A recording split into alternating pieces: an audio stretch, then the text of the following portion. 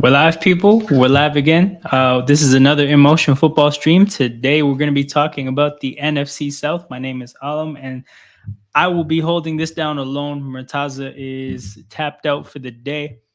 Busy day for him. So it's just going to be me on my ones for this stream. We're going to be talking about the NFC South, an extremely messy division. Shout out to everybody who's watching this, whether you're watching this now live, whether you're watching this on the replay.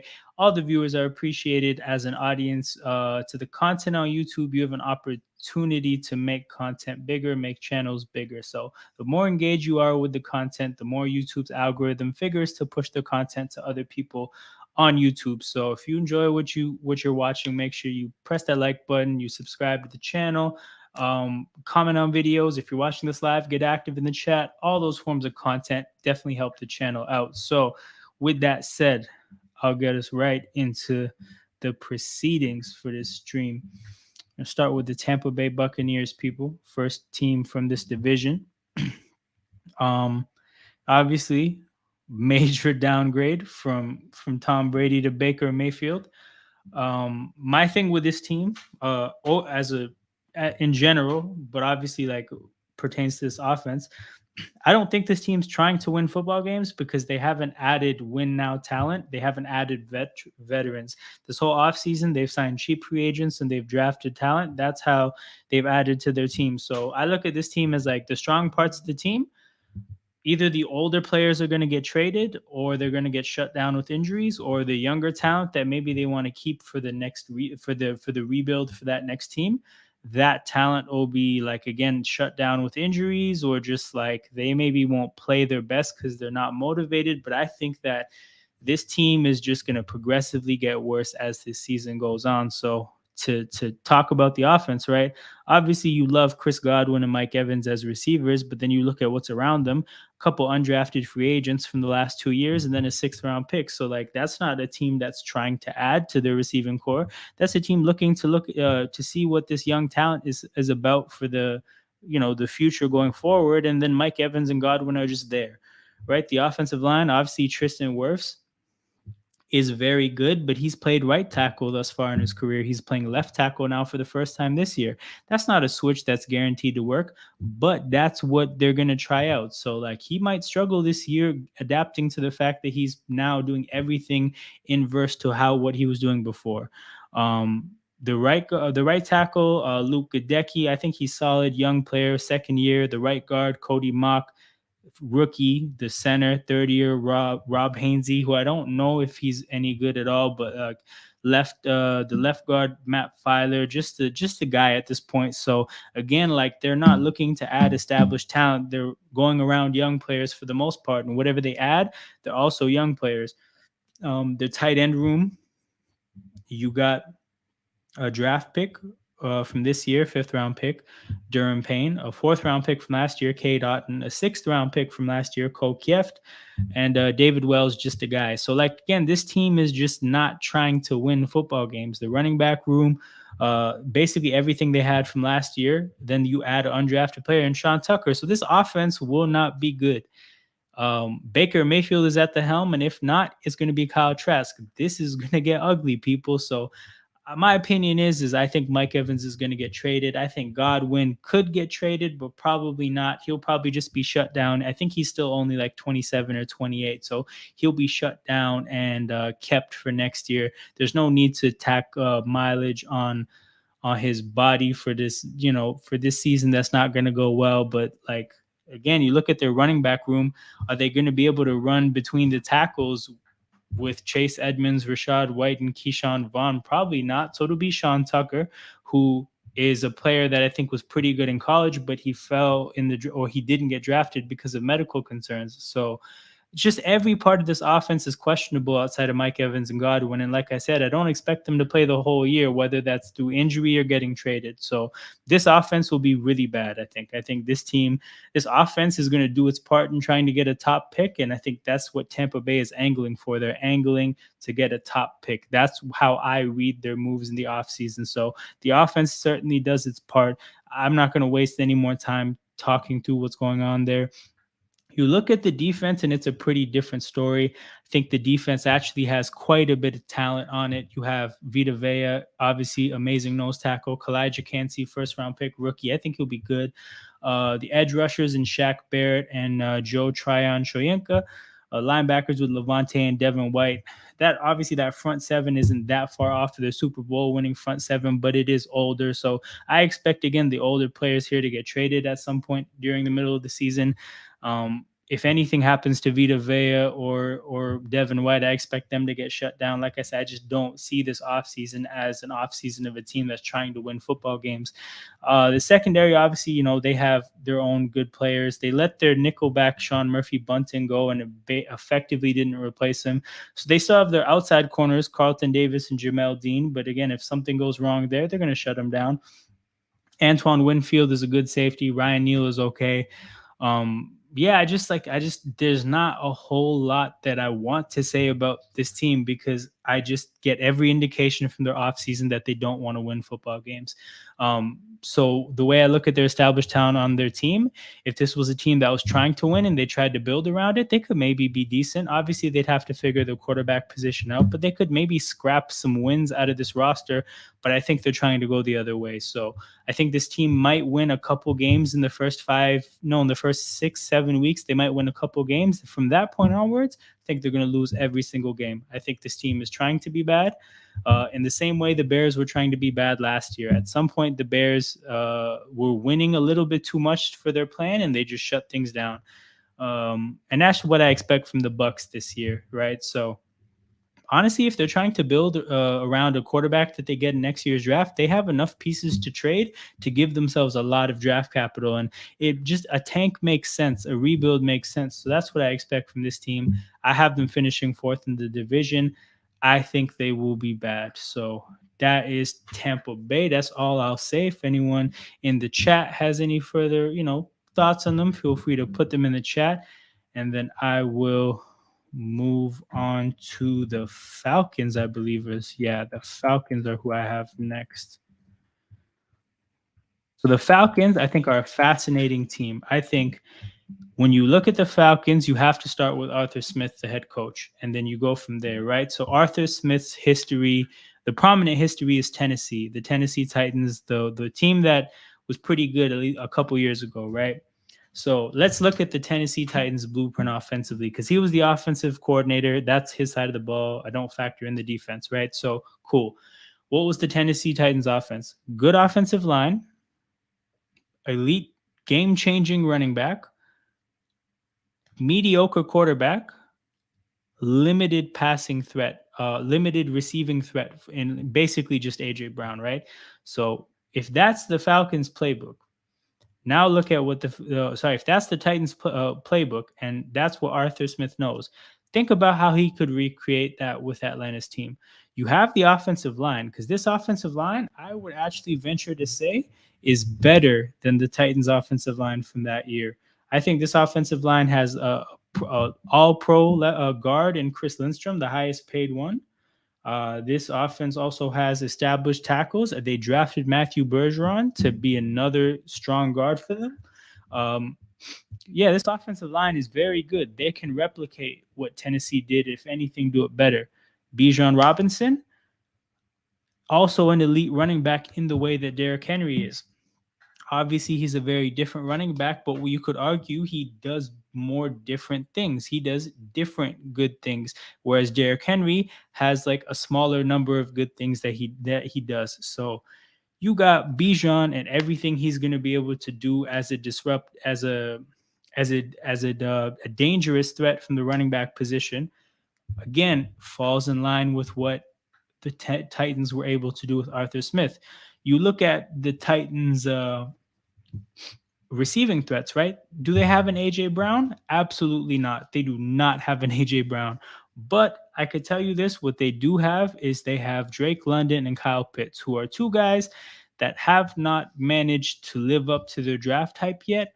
But I'd be lying to myself if I didn't think that there still is a lot of upside here. So if you look at the upside that Drake London and Kyle Pitts have, that could be a combo of guys that can give you loosely what A.J. Brown could give you. So You have those two pieces to add to it. Again, the Titans playbook is still in play. And then that leaves us with the final part of it, which is the quarterback position. So obviously, Tannehill is not a bad quarterback by any means. He took the job from Marcus Mariota for a reason, but he's not a special quarterback by any means. He's mediocre, in my opinion. So you look at Desmond Ridder, this is a quarterback prospect that a lot of people aren't high on at all. However, I think that if average is what you need to get up to, I think a lot of young quarterbacks have the potential to be average. I do think he has the potential to be mediocre. It could happen. So the question mark is, in terms of whether they're going to be able to replicate the Tennessee playbook, is can Pitts and London live up to their potential to be pretty good players? And then can Ritter live up to his potential being average? I don't think either of those are like crazy things. I think both of them could happen. So the position that would leave you in is, hey, the Falcons can recreate what the Titans offense did. And that was obviously, the Titans offense was good. Part of how they won games was the fact that it was complementary to the defense, which was also very good. So I think the Falcons are interesting. I think they have the ability to put together one half of a very successful playbook or a successful game plan that Tennessee did, that I think Arthur Smith will try to recreate. So that's the offense. I think the offense is going to do their role. It's interesting because they have so many options as well. They can complement Bijan with Algier and Cordero Patterson. Jonnu Smith is here, who was with Arthur Smith in Tennessee. Michael Pruitt, also third tight end. Who cares? But he's from Tennessee.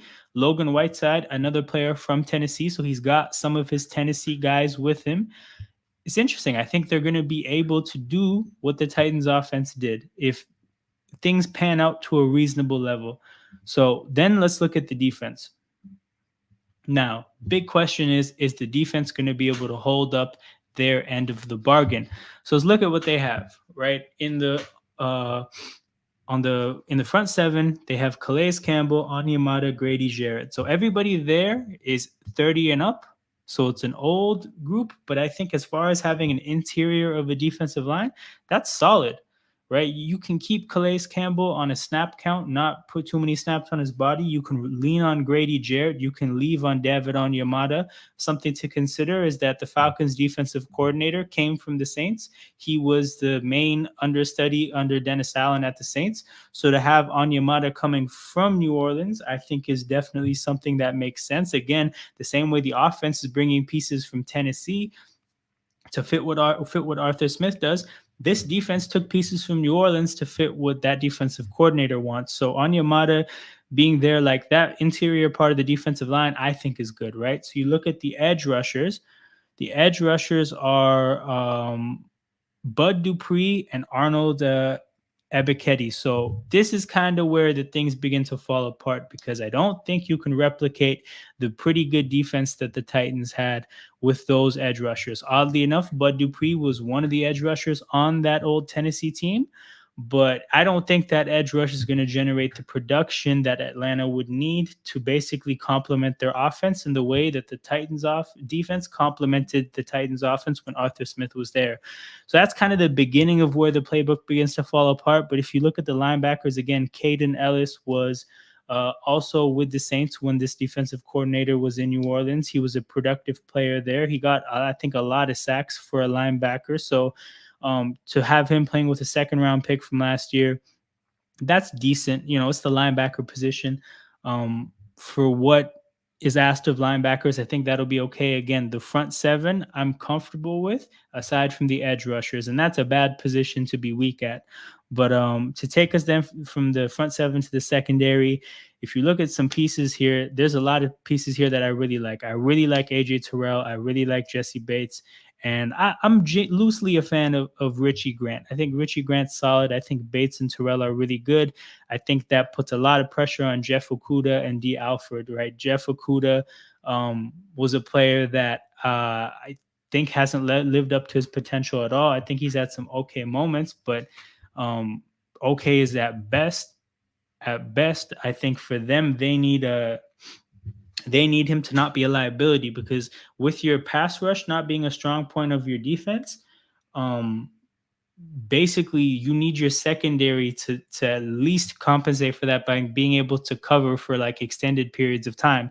If that's going to mean Okuda has to play coverage for 5, 6, 7 seconds, right? If he's not right, he will get exposed.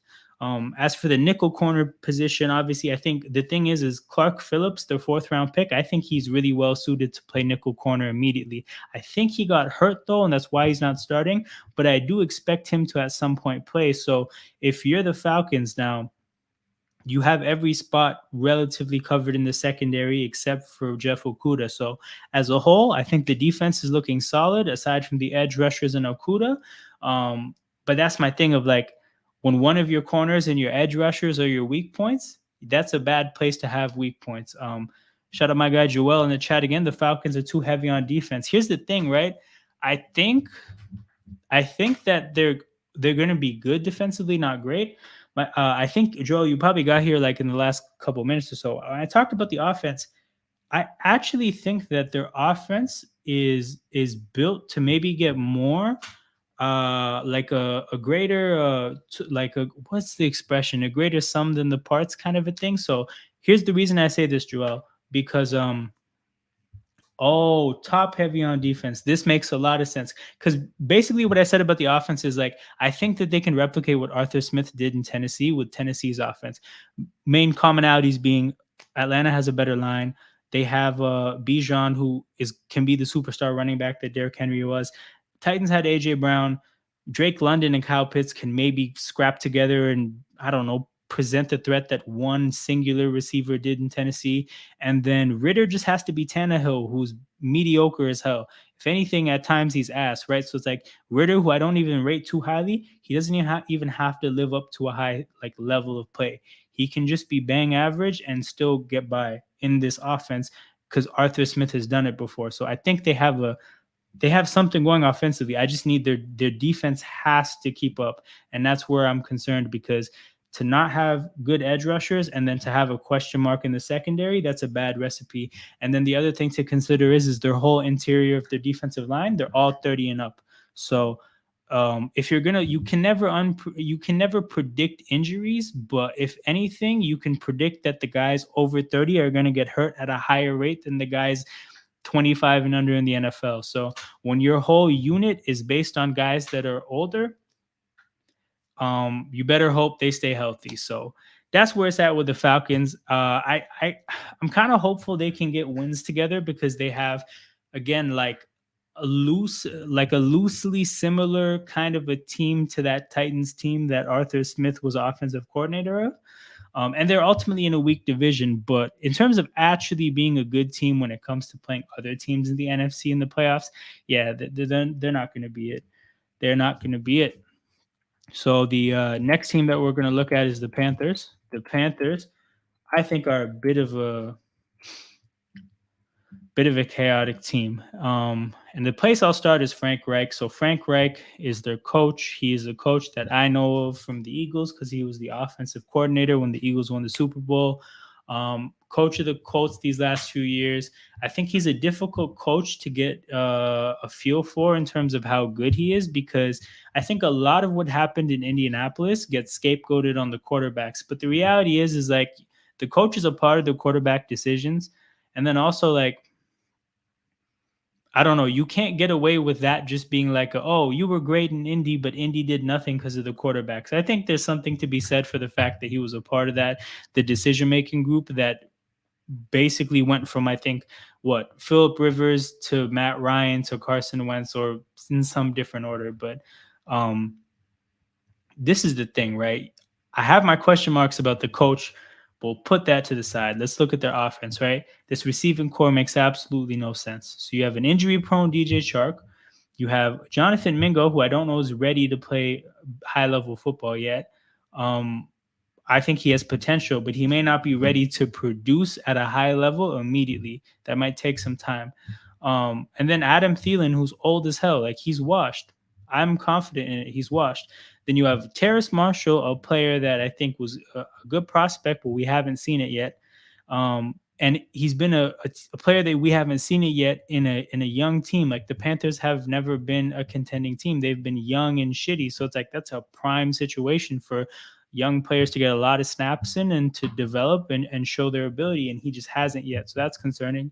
And then Laviska Shenault, which is like a gadget player, a guy you can throw screens to him, end arounds, you can hand the ball to.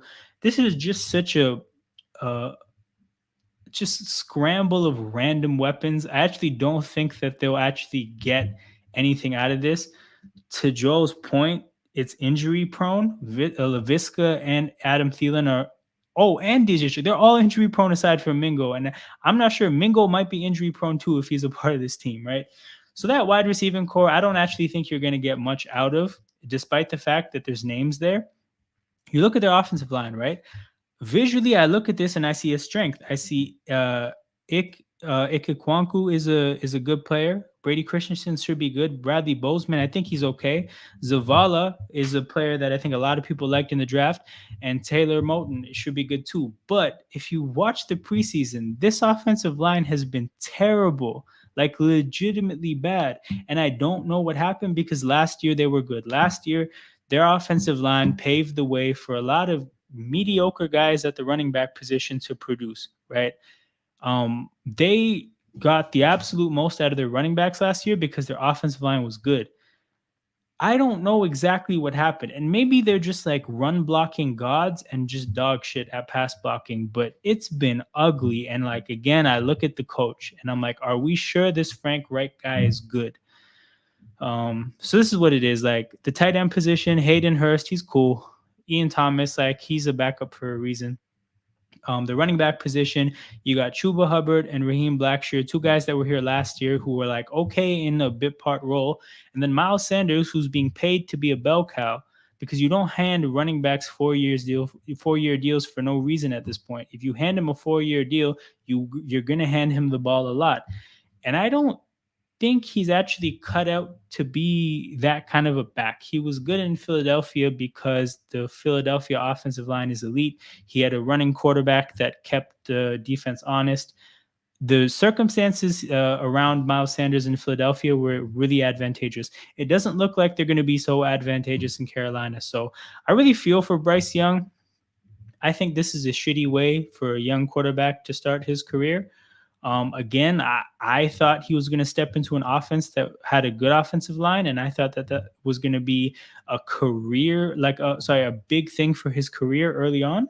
And it looks like that won't happen. So I'm kind of scared for Bryce Young. I agree about the Panthers struggling despite Bryce Young balling out because of how little he has. Around him. However, I mentioned this earlier. I do think the Buccaneers are going to try to lose games on purpose. I think their offseason, in terms of their additions, to me, it feels a lot like Chicago's additions in free agency last year. I think when you only sign like minimum salary vets,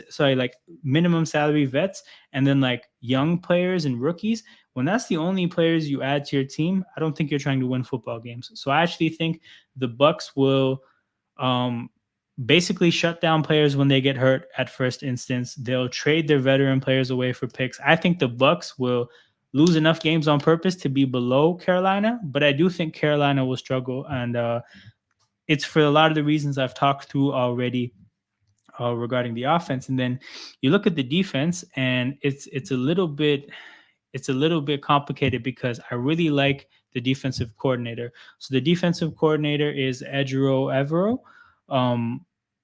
So he was the defensive coordinator, I believe, of the Rams Super Bowl winning defense.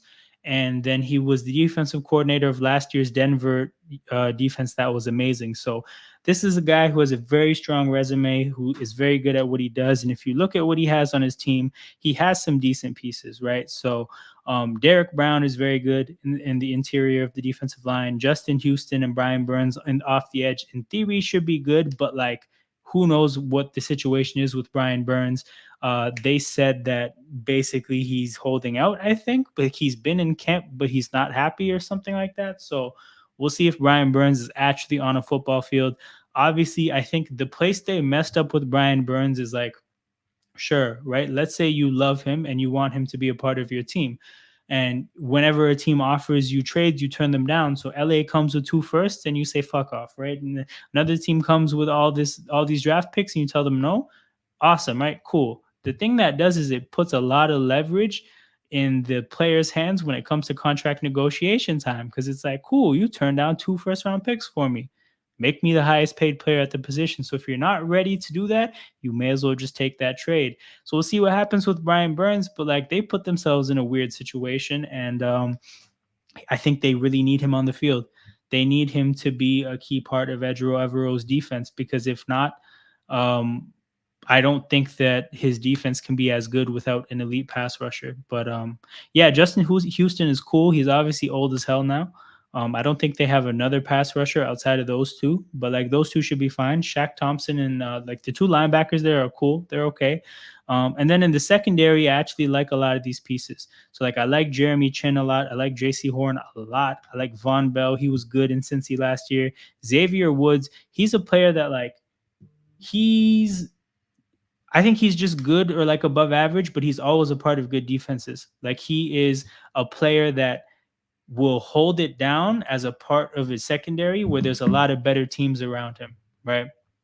So you have better players around him. So it's like he has Von Bell beside him. He has J.C. Horn, Jeremy Chin. Dante Jackson is maybe like the weak link in the secondary. And Dante Jackson, I think, has shown a very high level of play. I think he's had some mistakes last year, but that secondary is really good. But again, it's just like, can they get the help from the front seven? The front seven has Derek Brown and Brian Burns. I think they need them to both play at a very high level. But yeah, echoing what Joel is saying here, one of the best secondaries in the league on paper, and they're young too, right? So like to talk about injuries and whatnot, like I would err on the side of they'll stay healthy when it comes to how I look at them in terms of injuries, because they're so young. So that's the thing. Like I think there's a timeline. There's a bunch of timelines for the next year where Carolina's defense is actually good. But the problem is their offense is just bad because, like I said, they probably won't have weapons. Apparently their offensive line is ass all of a sudden. So if that's the case, their running game won't be good either. And like Bryce Young will have nothing going on. And this is just what happens with teams like this. Like if one unit is really good and the other one is really bad, it causes frustration, and like the dynamic of the team can get thrown off. So like look at, honestly, like funnily enough, Edro Evero's Denver last year. Remember how pissed the Broncos defenders were at Russell Wilson at some point? Because do you know how frustrating it is to be amazing at football and then to watch the other half of your team just be that bad? It's infuriating. Football is such a physical, gruesome, physically demanding sport. So to fight through everything you have to fight through to get good at it and to play well, and then to watch all your good hard work just get thrown away by the other half of your team being bad, it can mess the dynamics up. So if that happens with this team again, like with a coach like Frank Reich, who I don't trust and who was just a part of a very bad locker room last year in Indianapolis, this could get ugly. If we look at Frank Reich's Indianapolis last year, you had guys betting against the team. Shout out Isaiah Rodgers, new Eagle. You had guys that apparently just like weren't interested in being on time for anything. Like apparently, like from what I've heard, the Colts locker room last year was a complete mess. He now has a job right now with Carolina. There's some things at play that could suggest that things could get messy here. You already have Brian Burns, who has his own issues with the team. Again, like you have a defense that might be very good. And then, oh, you know what I just saw when I looked at the depth chart? CJ Henderson is a backup. CJ Henderson is your depth. That's amazing. That's amazing depth in the secondary. But yeah, just like Edro Evero's Broncos defense, if they sit there and play amazing football and then watch their offense just like shit games away, like they're probably going to get pissed at the offense the same way the Broncos defense was pissed at Russell Wilson. So yeah, the dynamics on this team could get funny. They don't have a first round pick, so tanking is not an option for them, but I don't know how good they'll be. I don't know if they'll be good enough to actually win games when they try. So that's the thing with the Panthers. I don't have a too good of an outlook, but again, like I can't stress enough, a big part of it is just the offensive line, right? I really just thought that they were good. Like they were good last year. They're the same offensive line plus a guard. They upgraded a guard position. How they're so bad all of a sudden, it's really concerning. And look, maybe if that changes, the whole outlook changes because now you can run the ball and now you can complement your defense by running the ball. Now you can maybe get Bryce Young some easy opportunities. He can even run the ball himself a little bit, keeping it, keeping the ball on a read option. Now you can like get easy looks down the field, stuff like that, right? Maybe the offensive line like strongly changes what's going on, but I just don't believe because you know, they've played so bad so far in the preseason. So that's where I'm at with Carolina. It's a quick stream, people. We're getting through these teams efficiently. We're going to get to the Saints to finish it off. Make sure if you are still in here, you're still tapped in watching the stream, that you like the video and subscribe to the channel. Again, those are two things that help channels grow and help channels get bigger. So make sure you make those two things happen. Yeah, onto the Saints. So Saints, interesting team. They've had a lot of consistency with this coaching staff. A lot of this coaching staff, while they're only in their second year after Sean Payton, a lot of this staff was the same with Sean Payton. So a lot of continuity. The GMs have been there for a long time. A lot of long-standing relationships, but honestly, a mess of a team despite all that. Like the team doesn't reflect that there's a whole lot of cohesion going on. We'll start with Derek Carr because obviously Derek Carr is somebody who I think was with Dennis Allen at some point when Dennis Allen was in the Raiders and is now joining Dennis Allen in New Orleans. Obviously, like Chris Olave, I think looks really good. A.T. Perry will probably be better than a 6th-round pick. And Michael Thomas, God knows what we'll get from him. Who knows what we're going to get from this guy? We might get nothing. We might get like, who knows, maybe like 80% of what he was in his prime. We don't know what to expect. Alvin Kamara, obviously, starting out the year suspended. While he's gone, they have Kendre Miller and Jamal Williams, which I actually think is solid. But the thing is like neither of them are game breakers or like running backs that are going to hold it down with like through bad circumstances. I think the offensive line has to be good. And this is where I have a lot of questions. And I think this is where a lot of what's going to happen for this team. Honestly, I think the balance of the division is going to be tipped on the Saints offensive line. And here's why. Because if you look at last year, the Saints offense was one of the worst rushing offenses in terms of like yards per carry. They just could not get a running game going. And if you look at the personnel, right, the personnel is not bad. Look at this, people. Left tackle, 1st-round pick. Right tackle. Actually, let me get the cursor here. Left tackle, 1st-round pick. Left guard, 1st-round pick. Center, 2nd-round pick. Right guard, 1st-round pick. Right tackle, 1st-round pick. And these guys are not busts. These guys have all played the game at a pretty, like Penning aside, because Penning is an unproven left tackle going into the 2nd year. Everybody else has played high-level football at some point. This offensive line, I don't know why it was so bad at run blocking last year. And if there's any Saints fans watching, or if anyone that knows a Saints fan, I have actually a pretty distinct question. Was the running game bad last year because defenses didn't respect the passing game with Andy Dalton and Taysom Hill and just stacked the box and just stifled the running game completely? Because if that's the case, then Derek Carr should fix that, because Derek Carr would at least get a respectable passing game out of this receiving core. Between Olave, A.T. Perry, Michael Thomas, there's enough to get a respectable passing game out of with Derek Carr, right? Especially with the tight end threats. You know, Juwan Johnson showed that he's a reasonable receiving target at the tight end position. He's a converted receiver. Foster Moreau, again, joining from Vegas, following Derek Carr. So between the decent tight ends, decent receivers, there's enough for Carr to get a positive passing game. So if that was the issue last year, that'll get resolved, and then they'll have a good running game as well, because they have the line, they have the running backs. Because again, Jamal Williams is gonna obviously make the most out of any short yardage situation. You need 1 to 2 yards, he'll get it for you. I think Kendre Miller will be decent enough in other situations, and I think when Kamara is back, he'll be fine. Like, I'm not putting a super high standard of things, but I think this offensive line is good enough to put those guys in situations where they're good.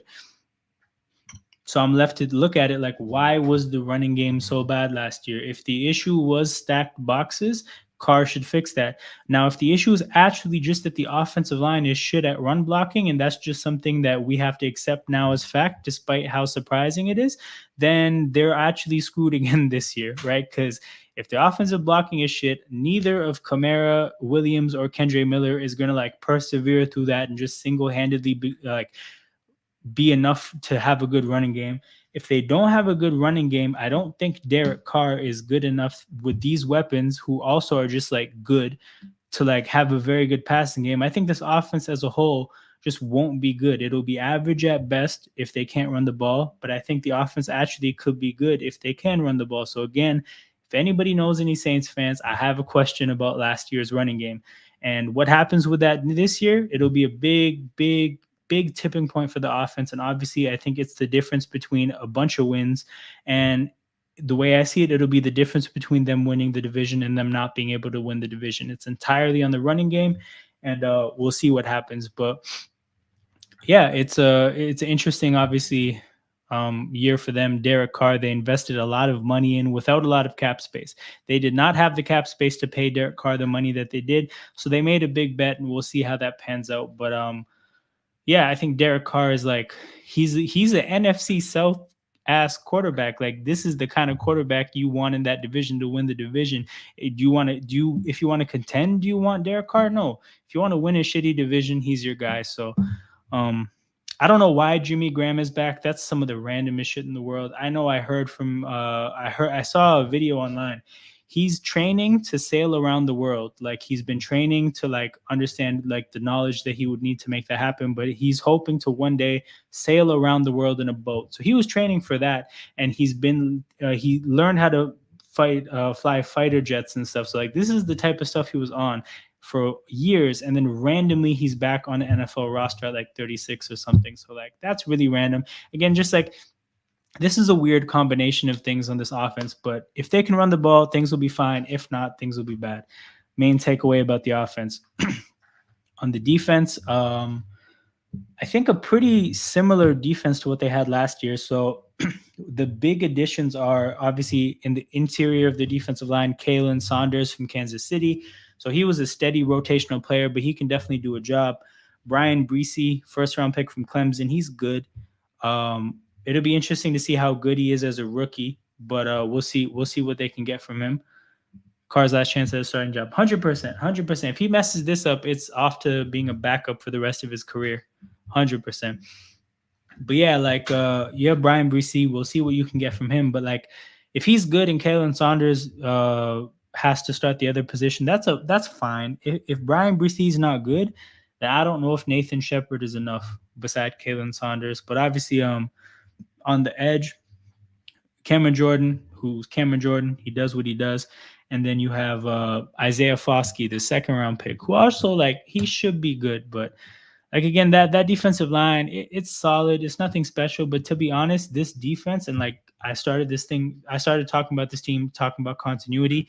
The defense knows, I feel like the Dennis Allen and his staff, they know what they need. A lot of the times, the defense plays a lot better than the players you see on the depth chart. So, like, I look at that defensive line as like, by Saints standards, by Dennis Allen standards, and what I know about how this defense has fared in years past, that's enough for them to be good. Their linebackers are going to be the same as last year with Pete Werner, Demario Davis, and Zach Bond. Obviously, Demario Davis is getting old, so he might be washed, but we'll see. And then in the secondary, their safeties are solid with Marcus May and the Honey Badger, but it's the corner position where I don't know how I feel, because I think Marshawn Lattimore is good, albeit a little bit inconsistent, but generally pretty good. I don't know anything about Alontae Taylor, the second-round pick from last year. I don't even know if he played. And then Paulson Adebo, I don't think is that good. So we'll see about their secondary. I think it'll probably be okay. As a whole, like, the defense under Dennis Allen tends to be like never worse than average. So I think more of the same from this defense this year. It'll just look a little bit different with some of the new pieces. on the defensive line. Joe says the Saints defense is regressing quick. That's a fair thing to say, especially with their better players being in their 30s, right? Cameron Jordan, Demario Davis, and Honey Badgers, some like a handful, like half of their very good players. Because you could say the other very good players are Marshawn Lattimore and Marcus May. So actually, it's majority. 3 of your 5 very good players are 30. So that's definitely a fair point. Like, they might actually be worse than I'm giving them credit for right now. And if that's the case, they definitely don't win the division. I think I'd give it to the Falcons in that case. But yeah, I still think I'm going to give it to the Falcons. I think with the Saints, we might learn that the offensive line just isn't good. It's not just the fact that they went up against stacked boxes. And yeah, the key pillars of their defense might regress because they're getting old. They're obviously leaning on a pretty young secondary outside of Marshawn Lattimore. Those guys might not pan out because, again, like I don't remember hearing anything about Alontae Taylor last year, and I don't remember seeing Paulson Adewale play too well. So, yeah, this is where it's at with the Saints, people. I think if they were in any other division, I wouldn't even be talking about them winning a division, but they're in this division, so they have to be a part of the conversation because basically everybody's a part of the conversation. Like I said, I'm going to give it to the Falcons because I think that they have the personnel that suits Arthur Smith offensively, and they have enough defensively to not be a joke. And if certain things pan out, maybe they could be good, but they need pass rushers for sure. And at the end of the day, right, the way I've been talking about these teams, it makes it clear that like none of these teams are doing anything in the playoffs. It's one and out. They're going to be the 4 seed. They're going to play the best wild card team, and they're going to get washed. So that's the situation. That's the situation that this division is in. I'll get my prediction in the chat real quick and then put it up on the screen so that it lives forever on YouTube. But I got Falcons 1, Saints 2,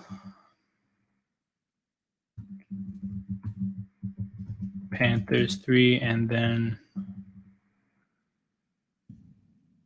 Bucks 4. This is the order that I got it in, people. If you have any predictions, you can get them in the chat. Easily the worst QB room in the league. Oh, this is facts because, who's the best quarterback? Is it a rookie Bryce Young? And if that's the case, yikes. And if it's not rookie Bryce Young, it's Derek Carr, right? So that's what it is. Yeah, bad quarterback room. I'm just curious, Joel, what do you think of Desmond Ridder? Because I think you hopped on when I was talking about the Falcons defense. But I'm just curious, Joel, what do you think of Desmond Ridder? And yeah, just as I wait for that, shout out to everybody watching this right now. Shout out to everybody watching on replay.